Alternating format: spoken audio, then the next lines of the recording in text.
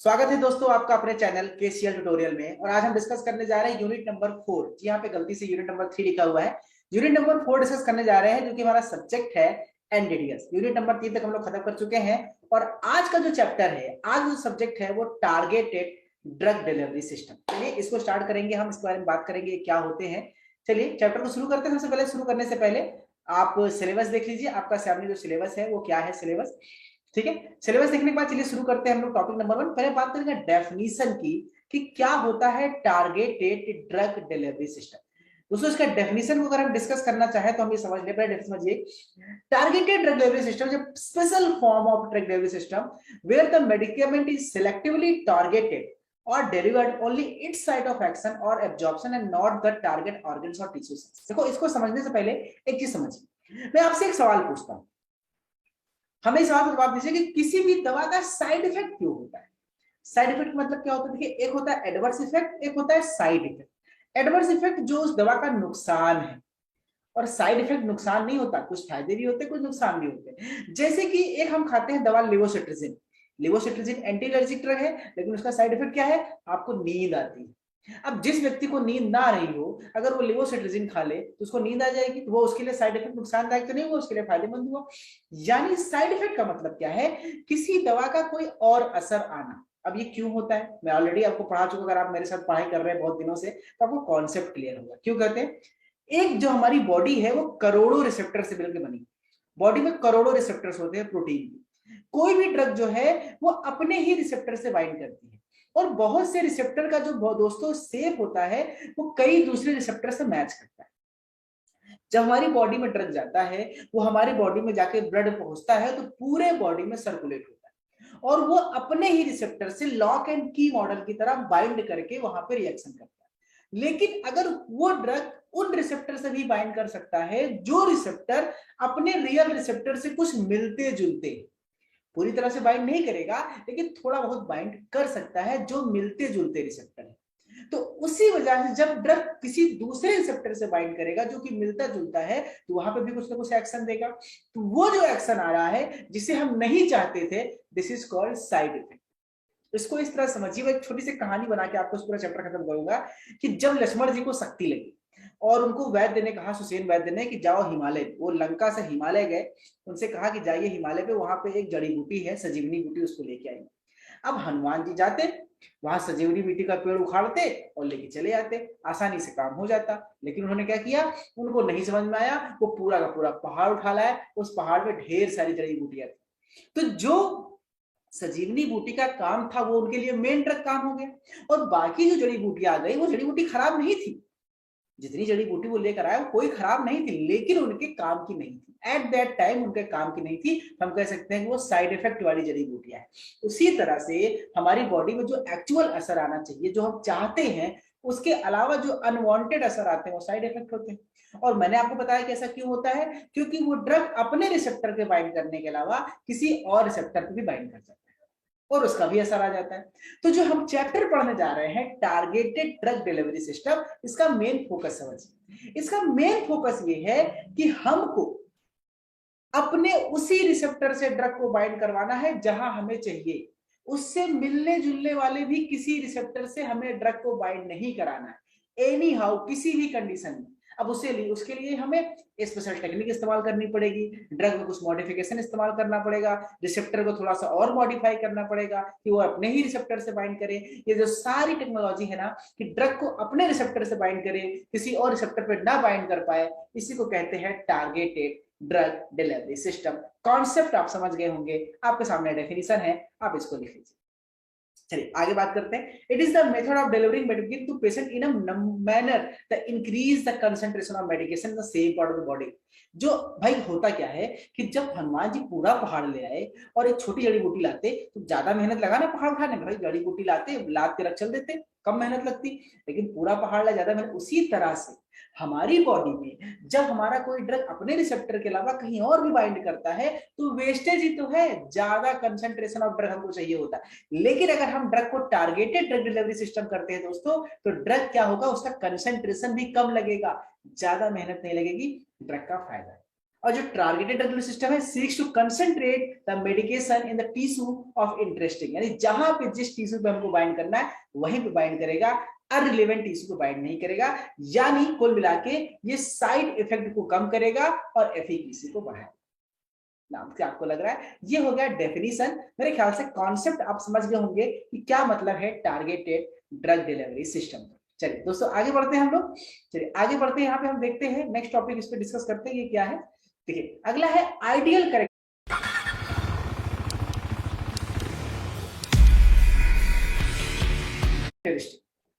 यानी कि अगर आपका, इससे पहले हम कुछ और टॉपिक देख लेते हैं, ठीक है, कि हमें जो टारगेटेड ड्रग डिलीवरी सिस्टम है कैसे करते हैं, किस तरीके से हम उसको अचीव कर सकते हैं। तो उसको अचीव करने के दोस्तों कई तरीके हैं। एक्टिव साइट्स का हम बेड बना लें, कैपिलरी बेड, उसके थ्रू पहुंचा दें, अभी मैं आगे डिस्कस करूंगा डिटेल में, ठीक है। स्पेसिफिक सेल, यानी जिस सेल पे बाइंड करना उस सेल को हम मार्क कर दें, मार्कर के इस्तेमाल से उसको मार्क कर दें ताकि जाके वहीं बाइंड करें, जैसे कैंसर में ट्यूमर सेल्स होते हैं, या स्पेसिफिक ऑर्गन के हिसाब से हम बात करें। तो इसका ऑब्जेक्टिव क्या है? ऑब्जेक्टिव बस यही है कि फार्माकोलॉजिकल रिस्पांस मैक्सिमम आए और डिजायर्ड आए, जो हमें चाहिए, उसके अलावा कहीं ना आए और सिर्फ अपने रिसेप्टर से ही बाइंड करें। ये हमारा बेसिकली हमारा एम है। आगे बात कर लेते हैं क्यों करते हैं ड्रग टारगेटिंग। भाई मेरा ख्याल से आपको कॉन्सेप्ट समझ में आ गया होगा कि हम क्यों करते हैं ड्रग टारगेटिंग दोस्तों। तो इसके पीछे देखो सिंपल सा रीजन है, आपको मैं ऑलरेडी समझा चुका हूं कि क्यों हम लोग करते हैं ड्रग टारगेटिंग। तो उसमें देखिए पहला क्या है कि भाई आपको प्रिवेंशन ऑफ डिजीज के लिए ट्रीटमेंट करना है। जो ड्रग फार्माकोलॉजिकली इनस्टेबल हो रहे हैं, जिनका मेटाबॉलिज्म हाई है, एब्जॉर्प्शन लो है, बायोअवेलेबिलिटी बहुत कम है, ऐसे ड्रग के लिए अगर हम ड्रग टारगेटिंग करेंगे तो हम कम कंसंट्रेशन में ही अपने ड्रग को वहां तक पहुंचा सकते हैं जहां पे हम चाहते हैं। ठीक है दोस्तों, चलिए आगे हम डिस्कस कर लेते हैं, कुछ नया टॉपिक है। अगला है हमारा आइडियल कैरेक्टरिस्टिक। अगर हम कोई ड्रग बना रहे हैं जो कैसा है, जो टीडीडीएस है, तो उसमें क्या कैरेक्टरिस्टिक भाई सिंपल सी बात है, आप खुद से ले सकते हैं कि वो नॉन टॉक्सिक होना चाहिए, बायोकम्पैटिबल होना चाहिए, बायोडिग्रेडेबल, यानी जो पॉलीमर इस्तेमाल कर रहे हैं पॉलीमर बॉडी में जाकर एक्स्ट्रा नुकसान ना करे, वो हमारी बॉडी में डाइजेस्ट हो जाए, ठीक है, और फिजियोकेमिकल स्टेबिलिटी होनी चाहिए। इसके बाद क्या होता है, अब आगे और कौन सा एक्शन है, controllable and predictable rate of disease, यानी उसमें जो पॉलीमर यूज कर रहे हैं उसमें प्रॉपर्टी ऐसी होनी चाहिए कि उसका रेट ऑफ कंट्रोल प्रेडिक्टेबल हो, जिसको हम कैलकुलेट कर सके। और दूसरी बात वो ऐसा होना चाहिए दोस्तों जिसको हम कंट्रोल कर सके, जिस रेट से चाहे फर्स्ट ऑर्डर सेकेंड ऑर्डर जो रेट ऑफ रिएक्शन चाहे वो अपने हिसाब से बना सके, ठीक है। Drug reduce may not affect the drug action, जो ड्रग अगर रिलीज है उससे एक्शन में कोई खास फर्क ना पड़े, ड्रग रिलीज का थेरेपेटिक अमाउंट आप कंट्रोल कर सके, ड्रग का लीकेज आप कंट्रोल कर सके, कैरियर जो आप यूज कर रहे हैं उसको आप मार कर सके बायोडिग्रेडेबली, ठीक है। ये सारी चीजें हमारा आइडियल कैरेक्टरिस्टिक होनी चाहिए उस टारगेटेड ड्रग डिलीवरी सिस्टम। चलिए आगे हम बात कर लेते हैं इसका एडवांटेज, क्या क्या एडवांटेज होते हैं दोस्तों। तो एडवांटेज डिस्कस कर लेते हैं यहाँ पे। तो चलिए एडवांटेज है, पहला एडवांटेज है कि क्या क्या फायदे होते हैं अगर हम टीडीएस भाई कन्वेंशनल इस्तेमाल करने पे, मैं आपको समझा दिया पहले ही, तो उसमें साइड इफेक्ट बहुत ज्यादा आएंगे। इसका इस्तेमाल करने पे ड्रग कंसंट्रेशन कम लगेगा, ड्रग का मिसयूज कम होगा, आपका आपका जो ड्रग का साइड इफेक्ट है वो कम से कम होगा, एफिकेसी कई गुना बढ़ेगी। ये सब इसके एडवांटेज। चलिए पॉइंट वाइज देख लेते हैं। ड्रग एडमिनिस्ट्रेशन प्रोटोकॉल में भी सिंप्लीफाइड, यानी ड्रग का प्रोटोकॉल एकदम सिंपल है, वो जाए रिसेप्टर से बाइंड करेगा, एक्शन करेगा, रिलीज होगा, बस उसमें और कोई कॉम्प्लिकेशन नहीं है। टॉक्सिसिटी रिड्यूस होगी क्योंकि साइड इफेक्ट कम कर रहे हैं, रिसेप्टर से कम बाइंड कर रहा है, बाकी रिसेप्टर से टॉक्सिसिटी कम हो जाएगी। जो ड्रग हम एडमिनिस्टर कर रहे हैं उसमें हम आसानी छोटे डोज में भी काम कर सकते हैं, क्योंकि बाकी डोज जो वेस्ट हो रहा था वो नहीं है, यानी हनुमान जी को पूरा पहाड़ नहीं उठाना पड़ेगा। अगर वो कोई बता दें कि भैया यही संजीवनी बूटी है तो वो छोटा सा उठाएंगे और जल्दी पहुंच जाएंगे, उनको तो टाइम भी नहीं लगेगा लाने में, ठीक है। आगे देख लेते हैं, जो हेपेटिक फर्स्ट पास मेटाबॉलिज्म है वो भी अवॉइड हो जाएगा आसानी से, एब्जॉर्प्शन बढ़ेगा मॉलिक्यूल ड्रग का, ठीक है। इसके साथ साथ less compare to conventional drug delivery, जो डोजेज है वो कम लगेंगे। जो 500 मिलीग्राम टेबलेट आप खाते थे पुराने वाले में, आपको सीधा 50 मिलीग्राम ही खाएंगे और आपका काम होगा। इसमें कोई भी प्लाज्मा कंसंट्रेशन में पीक नहीं आता है कि बहुत पीक आएगा फिर डाउनफॉल होगा, ऐसा नहीं होगा। और सेलेक्टिव टारगेटिंग होती है सेल पे, जिस सेल पे आप चाहते हैं सिर्फ उसी सेल पे ड्रग आपका पहुंचेगा और वहां पे आपका ड्रग एक्शन करेगा। कुछ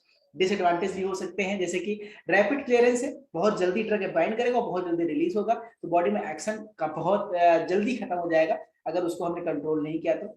इम्यून रिएक्शन हो सकते हैं कुछ, अगर ड्रग हमने कैरियर सिस्टम दिया, जो कैरियर है हो सकता है वो कैरियर हमारी बॉडी में सूट ना करे, हमारी बॉडी में एडजस्ट ना करे वो पॉलीमर, हमको कुछ इम्यूनो दिक्कत, यानी कुछ इम्यूनोजेनिक रिएक्शंस हो सकते हैं, एलर्जिक रिएक्शंस हो सकते हैं। Insufficient localization of target system into tumour cell, हो सकता है कि ट्यूमर सेल जितने हमारे बॉडी में है सबको रिकॉग्नाइज नहीं किया और कुछ ट्यूमर सेल पे बाइंड किया, तो पूरी तरह से हमारी बॉडी में कैंसर भी ठीक नहीं होगा अगर वो सारे ट्यूमर से बाइंड नहीं करेगा तो।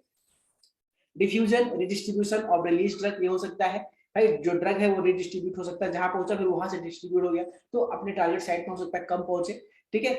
या इसको बनाने के लिए, स्टोर करने के लिए हमको एक स्किल पर्सन चाहिए, कोई भी नॉर्मल लोग इसको नहीं बना सकते, ठीक है। टॉक्सिसिटी रिड्यूस कर सकता है, ये चीजें कुछ यहाँ पे है। और इसको मेंटेन करने के लिए सुपर कंडीशन चाहिए, 4 डिग्री सेल्सियस स्टोर करना है, थोड़ा सा इसमें खर्चा आ सकता है क्योंकि आपको फ्रीजर वगैरह मेंटेन करना पड़ेगा, ठीक है। अब हम बात करते हैं कैरियर या मार्कर। देखिए कैरियर और मार्कर क्या है, मैं फिर से कहानी पे जाता हूँ। जैसे सुसेन वैद्य ने हनुमान जी से कहा कि जाओ संजीवनी बूटी ले आओ, अगर उन्होंने बता दिया होता संजीवनी बूटी पे कि वो इस कलर का है, उसमें इस रंग की लाइट जलेगी, उसका पत्ती ऐसे होगा, फूल ऐसा होगा, तो हो सकता है उनको लाने में ज्यादा आसानी। उन्होंने कहा नहीं, उन्होंने कहा बस चले जाओ। अब उसको ढेर सारी जड़ी बूटी, वो क्या पहचाने कौन सा, पूरा उठा ले। तो मार्कर का मतलब है कि जिस चीज को आपको चाहिए उस पर हम निशान लगा दें, मार्क कर दे। मार्कर मतलब मार्क कर दे। जैसे एक दुकान, एक जगह जाइए, 100 बोरी आलू रखा है, आपसे कहूं 1 बोरी आलू ले आओ, जिस बोरी को मैं कहूँ वो वाली बोरी ले आओ, उस पर मैंने नंबर लिख दिया, नंबर 52, 54, 57 ऐसे करके नंबर लिख दिया 100 तक 100 बोरी में। अब आपसे कहूँ कि बोरी नंबर 21 ले आओ, बोरी नंबर 32 ले आओ, उस पर लिखा है, आप आसानी से ले आएंगे। तो जो लिखा है वो मार्कर है, उसी को मार्कर कहते हैं। उसी तरह से जिस पर्टिकुलर रिसेप्टर पे, जिस पर्टिकुलर टारगेट पे हमको अपने ड्रग को पहचानना है, अगर उस ड्रग पे हम कोई मार्कर लगा दे, कोई ऐसा निशान लगा दे या कुछ ऐसा मॉडिफिकेशन कर दें कि ड्रग हमारा आसानी से वहीं पहुंचे जहां हम पहुंचाना चाहते हैं, तो इसी को कैरियर या मार्कर कहते हैं। मेरे ख्याल से कॉन्सेप्ट आपका क्लियर हो गया होगा कि टारगेटेड ड्रग डिलीवरी में कैरियर सिस्टम या मार्कर सिस्टम का इस्तेमाल करके हम इसको बहुत आसानी से अचीव कर सकते हैं। ये कैरियर या मार्कर कुछ मॉलिक्यूल्स हो सकते हैं, पॉलीमर्स हो सकते हैं, या कोई केमिकल्स हो सकते हैं। बेसिकली कौन कौन से कैरियर या बायोमार्कर्स हमारी हम लोग यूज करते हैं टीडीएस में, ये कुल 6 है। पहला है पॉलीमर्स इस्तेमाल करते हैं, दूसरा माइक्रो कैप्सूल्स इस्तेमाल करते हैं, माइक्रो पार्टिकल्स इस्तेमाल करते हैं, लाइपोप्रोटीन्स इस्तेमाल करते हैं, लाइपोसोम्स इस्तेमाल करते हैं, और माइसिलीज इस्तेमाल करते हैं। इन सब के बारे में डिस्कस करेंगे, लेकिन यहाँ पे आप इन 6 का नाम लिखिए कि ये सारे 6 मार्कर का इस्तेमाल हम करते हैं, ठीक है दोस्तों। चलिए आगे बढ़ते हैं हम लोग। मार्कर्स के बाद हम लोग आते हैं, ठीक है। ये बहुत तेज तेज भाग रहा है भैया, धीरे धीरे भागो, बच्चों को पढ़ाना है हमको, ठीक है। अब हम बात करते हैं स्ट्रेटजी। कौन कौन सी ऐसी स्ट्रेटजी है, किन किन तरीकों से हम ड्रग को टारगेट कर सकते हैं, ओके। तो इसमें कई टेक्निक है, 6-7 टेक्निक है। मैं सबको टेक्निक को हिंदी में आपको एक्सप्लेन करूंगा आसान भाषा में, फिर उसको आप इसको थ्योरी समझिएगा। पहला है पैसिव टारगेटिंग। देखिए पैसिव टारगेटिंग वही पुराना सिस्टम जो पहले होता था। पहले क्या होता था कि आप उसमें क्या करिए कि आप किसी भी ड्रग को खा लीजिए, वो ड्रग हमारी बॉडी में जाएगा, ड्रग बॉडी में जाने के बाद हमारे पर्टिकुलर रिसेप्टर जाएगा, खुद ही बाइंड हो जाएगा, क्योंकि हमारा जो ड्रग है वो रिसेप्टर है, वो लॉक एंड की मॉडल की तरह है, वो अपने रिसेप्टर से जाके खुद ही बाइंड करेगा, क्योंकि वो लॉक एंड की तरह है। सभी ताले पे सब चाबी नहीं लगेगी, उसकी अपनी चाबी लगेगी। तो लॉक एंड की मॉडल क्या है, वो पैसिव टारगेटिंग, जो पुराना सिस्टम कि ऑटोमेटिक ड्रग अपने रिसेप्टर से ही बाइंड करेगा, 2-4 जगह अपने से एक्स्ट्रा बाइंड कर गया तो साइड इफेक्ट चलने दो, कोई दिक्कत नहीं है, ये पुराना system. This is called passive targeting, ठीक है। तो पैसिव टारगेटिंग क्या है कि इसमें सिस्टमिक सर्कुलेशन दीजिए और ड्रग अपने रिसेप्टर से बाइंड करेगा। अब हम बात करते हैं दूसरा, इस पे आते हैं दूसरे नंबर पे इनवर्स टारगेटिंग। इसको समझिए, इसको समझिए। जैसे पहला था पैसिव टारगेटिंग, हमने हनुमान जी को भेजा जड़ी बूटी ले आओ, हनुमान जी गए, उनको कुछ नहीं समझ में आया, वो सारी जड़ी बूटी उठा के ले आए, पैसिव टारगेटिंग। इनवर्स टारगेटिंग, अब मैं हनुमान जी से कहूं कि हनुमान जी वहां पे आप जाएंगे और आपको जो सजीवन बूटी है उसमें लाइट जलेगी, जिसमें लाइट जलेगी आप पहचान के लेते आना, यही हमारा आप पहचान, ये मार्कर है।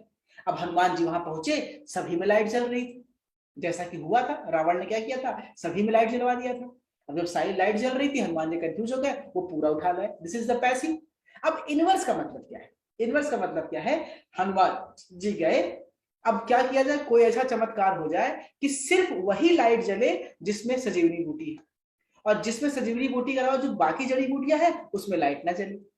हनुमान जी तुरंत लपक के जाएंगे, देखेंगे अरे बाप रे यहाँ लाइट जल रही है, संजीवनी बूटी है, उठाओ, जय श्री राम, चल दिए। ये इनवर्स टारगेटिंग मतलब समझे, मतलब ये कि हमारी बॉडी में जितने भी उससे मिलते जुलते रिसेप्टर है, मान लीजिए कोई मेडिसिन हम दे रहे हैं और उस मेडिसिन से मिलते जुलते ढेर सारे रिसेप्टर है, तो हम क्या कर सकते हैं कि बाकी सभी रिसेप्टर को ब्लॉक कर। प्रिया, प्रिया उठ जा, 2 मिनट में मीटिंग है तेरी, चल।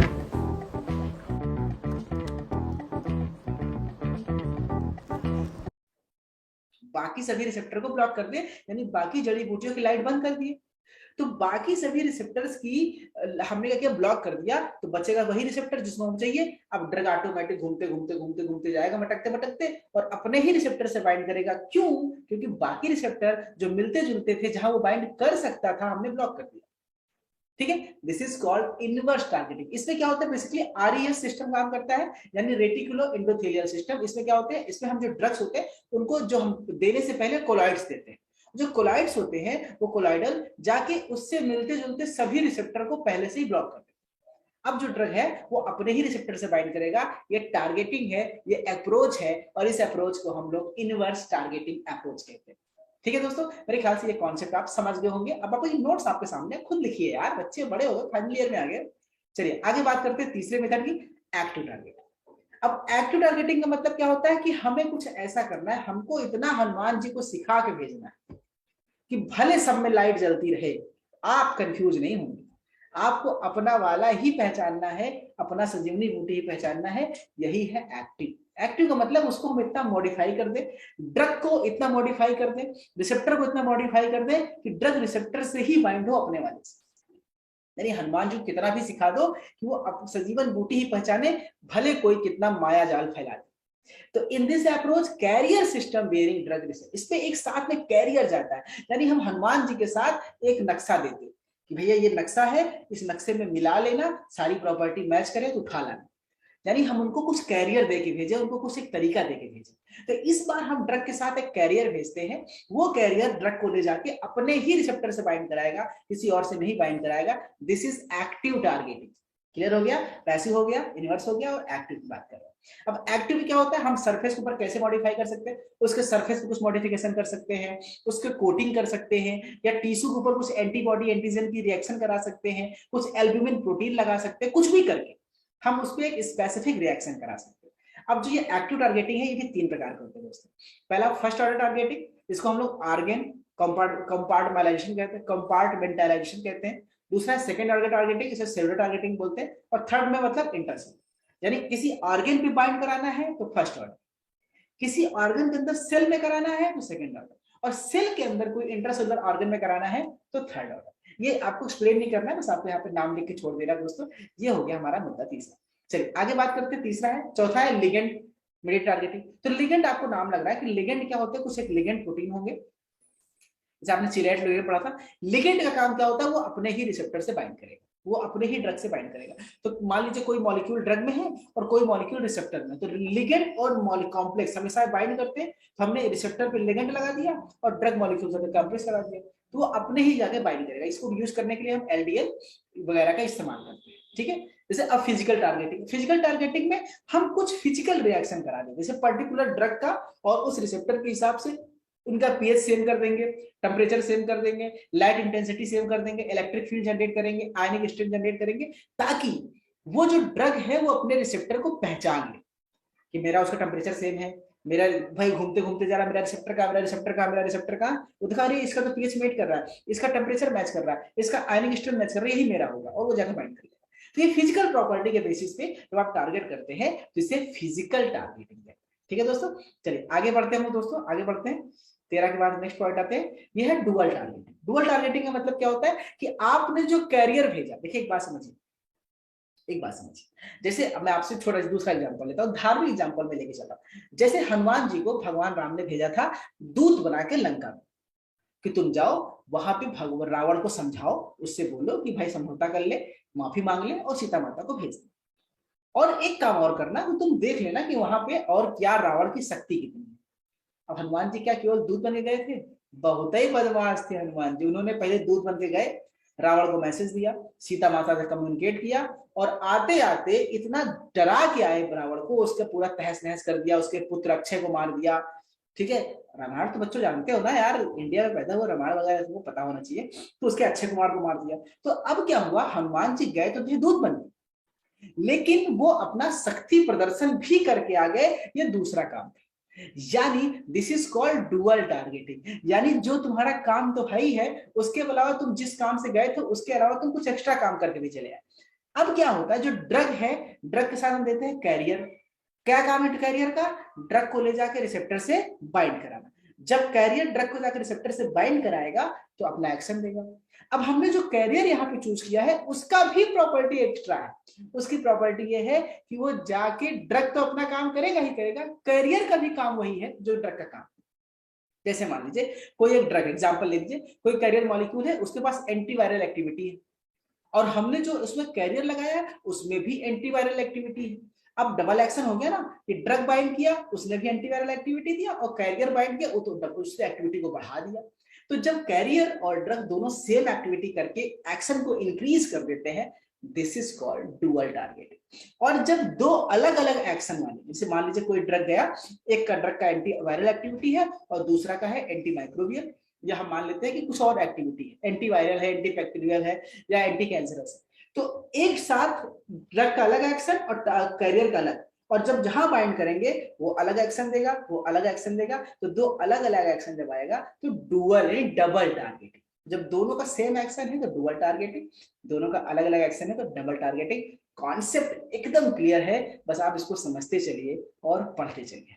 ठीक है दोस्तों, चलिए आगे बढ़ते हैं हम लोग। अब हम आते हैं अपने टॉपिक पे, लाइपोसोम्स। देखिए अब हमारे सिलेबस में लाइपोसोम्स पढ़ने हैं, मिनोसोम्स पढ़ने हैं, मोनोक्लोनल एंटीबॉडीज पढ़ने हैं और नैनो पार्टिकल्स पढ़ने हैं। तो इन सब बारे में जल्दी जान लेते हैं दोस्तों, ये टॉपिक्स हमारे बेसिकली क्या होते हैं। ठीक है, तो हम लोग समझना शुरू करते हैं कि लाइपोसोम्स क्या है, नियोसोम्स क्या है।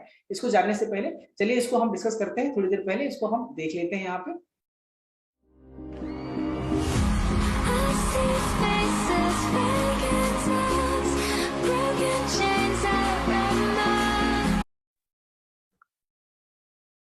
चलिए दोस्तों, स्वागत है आपका अपने चैनल केसीएल ट्यूटोरियल में, और हम डिस्कस करें